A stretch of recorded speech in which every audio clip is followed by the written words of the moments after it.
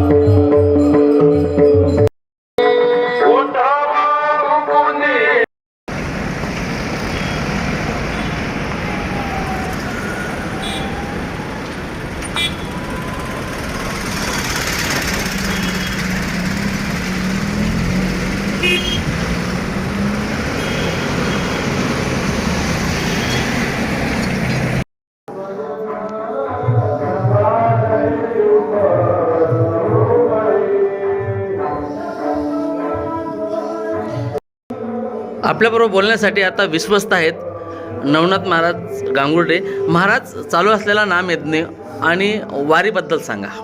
धन्य धन्य निवृत्ती देवा, काय महिमा वर्णावा. यंदा संबंध महाराष्ट्रामध्ये सर्व वारकऱ्यांचे आद्यगुरू श्रीमंत श्री निवृत्तीनाथ महाराज यांचा जन्मसप्तशतकोत्तरी सुवर्ण जयंती महोत्सवाची सांगता, त्याचप्रमाणे जन्माचं 791 वर्षाचा प्रारंभ या निमित्तानं या संयुक्त विद्यमानं संत श्रेष्ठ श्री निवृत्तीनाथ महाराज समाधी संस्थांच्या वतीनं या ठिकाणी भव्य दिव्य असा या अखंड हरिनाम सप्ताहाचं आयोजन केलेलं आहे. आणि या संस्थांच्या माध्यमातून तमाम वारकऱ्यांचं या ठिकाणी आलेल्या सर्व भाविक भक्तांचं संस्थांतर्फे मनापासून स्वागत करतो. या ठिकाणी गेल्या पूर्ण वर्षभर यंदाचं वर्ष 791 असून विशेष म्हणजे या संत श्रेष्ठ श्री निवृत्तीनाथ महाराज मंदिराचं जीर्णोद्धाराचं महोत्सवी वर्ष म्हणून आपण या पूर्ण वर्षभर निवृत्तीनाथ संस्थानला आपण सहकार्य करावं. त्याचबरोबर यंदाचं वर्ष जीर्णोद्धाराचं वर्ष म्हणून आपण सर्वांनी फुलाची पाकळी म्हणून संत श्रेष्ठ श्री निवृत्तीनाथ महाराज समाधी संस्थानला या मंदिराला जीर्णोद्धाराच्या कार्यासाठी आपण सरळ हाताने मदत करावी असं संस्थांतर्फे तुम्हाला नम्र आवाहन करण्यात येत आहे.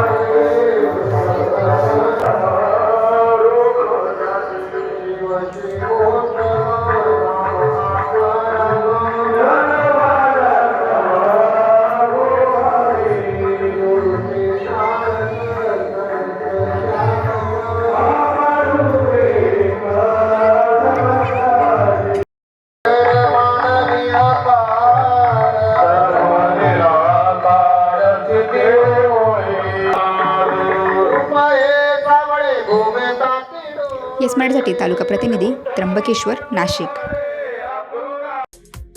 अशाच प्रकारच्या ताज्या घडामोडींसाठी येस मराठी न्यूज यूट्यूब चॅनलला शेअर करा, सबस्क्राईब करा, लाईक करा आणि पाहत राहा येस मराठी न्यूज.